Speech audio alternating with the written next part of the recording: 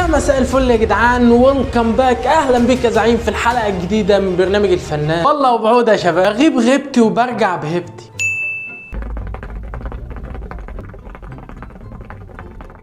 حلقتنا النهارده عن ابناء اللعيبه القدامى. هل اللعيبه دي زي ابهاتهم في الموهبه، ولا العيال دي ملهاش في امها اصلا وبيلعبوا الكوره واسطه وخلاص؟ الحلقه دي حلقه عائليه خالص، بس قبل ما ندخل لازم ناخد بق شاي عشان نفوق.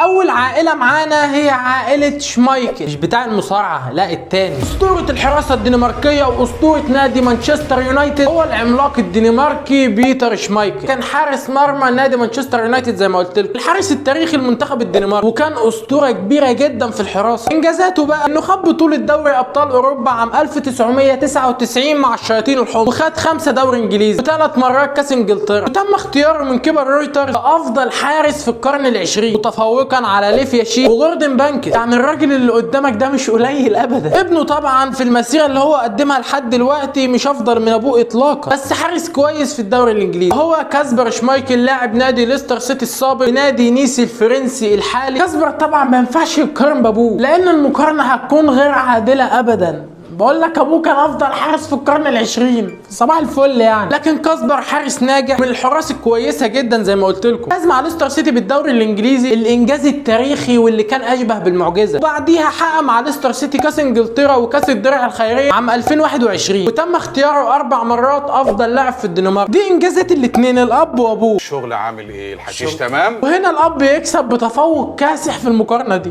تاني عائله معانا في الحلقه النهارده هي عائله الحاج مالديني. انت فاكرنا هتكلم عن باولو مالديني وابنه طبعا، لكن لا يا باشا، انا هتكلم عن ابو باولو مالديني اصلا، مالديني الكبير تشيزاري مالديني. هي عيله ما بتخلص، مالديني وابوه وابنه وابن ابنه. الحاج مالديني الكبير اللي هو تشيزاري مالديني كان اسطوره الميلان في الخمسينات والستينيات، وكان لاعب كبير جدا وقتها ومن اساطير الميلان، وكان مدرب لمنتخب ايطاليا وحقق انجازات كبيره برضه معاه. انجازاته انه فاز بالدوري الايطالي 4 مرات مع الميلان، وخد لقب دوري ابطال اوروبا مع الميلان عام 1963، ودي انجازاته اللي احنا عارفينها لحد دلوقتي. ممكن يكون عمل حاجات تانية يعني، بس ايه لحد ما انا بحثت وعمل الحاجات دي. وحقق انجازات في التدريب مع منتخب ايطاليا في جميع الفئات السنيه. نيجي بقى نشوف ابنه باولو مالديني، الواد ده عمل ايه. ويجي ابنه باولو مالديني ويصبح اسطوره اخرى في الميلان، ومش في الميلان وبس، لا ده في الكوره عموما، وناس كتيره جدا معتبراه افضل مدافع في تاريخ كره القدم. مالديني لعب اول مباراه ليه مع الميلان وهو عنده 16 سنه بس. انتوا متخيلين حجم الموهبه اللي هو كان فيها؟ احنا عندنا في مصر هنا اللاعب بيكون عنده 24 سنه ويبقى لسه ناشئ. حاجه تجنن اقسم بالله. باولو مالديني فاز مع الميلان ب 25 بطوله، منها 5 بطولات دوري ابطال اوروبا، صباح الفل كده اللي هو بيمثل، و7 دوري ايطالي، و5 مرات كاس السوبر الاوروبي. مسيره كبيره جدا ومرعبه. قال انا فزت بالعديد من البطولات، ولكني خسرت بطولات تانية مهمه، منها كاس العالم، وفشلت ايضا في نهائي دوري ابطال اوروبا 3 مرات، وكاس الامم الاوروبيه فشلت فيها 3 مرات برضه. تخيل واحد زي ده عمال يأنب ضميره انه خسر بطولات ومش عاجبه حجم الانجازات اللي هو حققها. وعشان كده باولو مالديني اسطوره تاريخيه في كره القدم. تخيل مالديني بيقول على نفسه فاشل عشان خسر بطوله. الواد عندنا لما بيكسب ماتش في الاستاد ما تعرفش يتكلموا تاني، بيتكبر علينا والله. المقارنه اللذيذه دي نستنتج ان باولو مالديني احسن من ابوه، لا مؤاخذة يعني. ومش بس كده، لا ده ابن باولو مالديني برضه لسه بيلعب كوره، بادئ يلعب كوره برضه مع الميلان زي جده وابوه، وبيكمل سلسله العيله مع الميلان، عيله ما بتخلص. وابن باولو مالديني هيلعب كوره برضه ومع الميلان، اديني حرقتها لكم، غير متوقعه اطلاقا. وبعد عائلة الحاج مالديني نيجي بقى للعائلة التانية، وهي عائلة الأسطورة الفرنسية زين الدين زيدان، وأسطورتي المفضلة طبعا، ولكن مش عشان بحبه وأجامله وأقعد أشكر في عياله، معلش الشغل شغل يا عم زيزو. مش محتاج أكلمك عن زيدان وإنجازاته اللي ما بتخلصش في فترة لعبه أو بعد اعتزاله واتجاهه للتدريب. الراجل ده أسطورة كروية متكاملة، يعني الراجل ده أنا كنت وقفته جون كان هينجح برضه. ولكن نيجي هنا ونشوف ولاده نطلع فيهم القطة الفطسانة، ايه المثل ده؟ المهم زيزو عنده 4 ابناء، هنتكلم عن الكبير وهو انزو هرنانديز. زيدان سجل الواد ده باسم مراته عشان اسمه وشعبيه زين الدين زيدان ما ياثروش على الواد. يعني زيدان دي كانت حركه ذكيه منه، هو تقريبا كان متبرم الواد اصلا، هتعرفوا ليه بعد كده. انزو هرنانديز ده لاعب مش موهوب الموهبه الجباره، يعني لاعب عادي. الحاجه الوحيده اللي هو واخدها من زيدان هي اسم. لعب شويه مع ريال مدريد في الناشئين، وبعد كده اتصعد، وبعد كده راح نادي ديبورتيفو الفيس اللي هو كان بيلعب ليه محمود كهربا. وبالمناسبه النادي ده اعلن افلاسه، ما بقاش في نادي اسمه اصلا ديبورتيفو الفيس دلوقتي. وبعد كده الواد ده راح نادي مهادا رايو مهادا خوندا مهادا. طيب يا سيدي شكرا كفايه. راح نادي وبعد كده راح لعب في نادي رايو مخادا هوندا.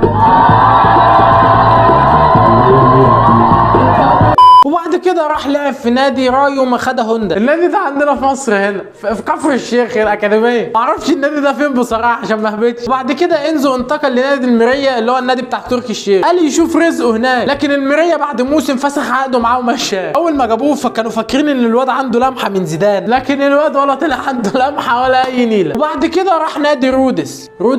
يعني مش رودس دي شركه البان بتبيع جبنه؟ ماشي. اختلط عليا الامر معلش. بمعنى اصح الواد ده ولا في لمحه من زيدان ولا اي حاجه خالص. ايه ده يا عم زيزو؟ انت كنت بتلعب على المسلوسي؟ فيها يا جدع ابنك ما بيلعب في رودس وشويه هتلاقيه راح جوينا.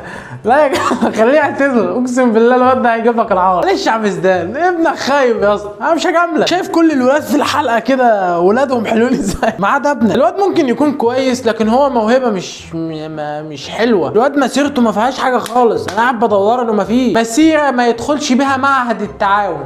لا ما اعرفش اصلا ده بتاع ايه. لا يا زيزو انا زعلان منك قوي يا اسطى. ونيجي بقى لمسك الختام وهي عائله الحاج هالاند. مش انت ابوك. الحاج هالاند الكبير كان لاعب في نادي مانشستر سيتي زي ابنه دلوقتي، وكان مركزه مدافع واحيانا نص ملعب، لحد ما جه يوم من الايام السيتي كان بيقابله اليونايتد، والباشا روي كين الله يخرب بيته عمل للحاج هالاند فينيش اندرتيكر اللي جابه لمسه اكتاف. الحاج هالاند الكبير خد الضربه وما قامش تاني من ساعتها. وادي على طول كين قام رافع كاليه ورزعه على الارض. يا نهار ابيض عليك يا كين. وعم سلطان جري طبعا قال له لا انا ماليش فيه، وايه اللي ماليش فيه اقول عليه ميرسي على طول. بسبب التدخل ده الحاج هالاند اعتزل الكرة خالص. لحد هنا والموضوع يبان عادي، في ايه يعني لاعب اعتزل من الاصابه فمش حكايه. لكن اللي مش عادي بقى ان الحاج هالاند يخلف عيل ويربيه عشان يجيب له طاره، لكن مش يجيب له طاره من روي كين مثلا، لا ده يجيب له طاره من نادي كامل. روي كين يضرب وبتاع واحنا اللي نشيل ليله في الاخر. الواد هالاند ابن الحاج هالاند الكبير جه قدامنا وجاب له هاتريك وصنع هدفين، وكان نايس يصد ضربة جزاء عشان يكون قفلها خالص بقى. وده كان في اول مواجهه بيننا وبينه كده. الواد عنده كميه غل في الماتش ده. الواد كان عايز يقلع على العارضه ويجري بيها، ما تعرفش ليه. ده مش طبيعي يا بابا. مين ده؟ معرفش، يمكن واحد من العيب مش عليه، العيب على اللي رباه. ربيت ايه؟ الواد ده ما ترباش بجنيه. الواد مش سايب فرق الدوري الانجليزي في حالها. الواد ده ينزل ماتش ديب ما بيتفهم. يا حاج هالاند انت ديب ما بيرحمش حد. الواد لحد دلوقتي لعب 12 ماتش ساهم في 20 جون. الواد حاجه صعبه جدا اقسم بالله. انا مصور الحلقه النهارده، الاسبوع الجاي ممكن يكون عدى ال 20 دخل في الثلاثينات. عيله استغفر الله العظيم. الحقونا اغثونا حسبي الله ونعم الوكيل، حسبي الله ونعم الوكيل، اللهم ارفع غضبك عنا يا رب، اغثونا. وبس كده يا زعيم، هي دي كانت حلقتنا النهارده. لو عجبتك الحلقه اعمل لايك للفيديو واشترك في القناه وفعل زر الاشعارات. وبس كده يا زعيم، سلام.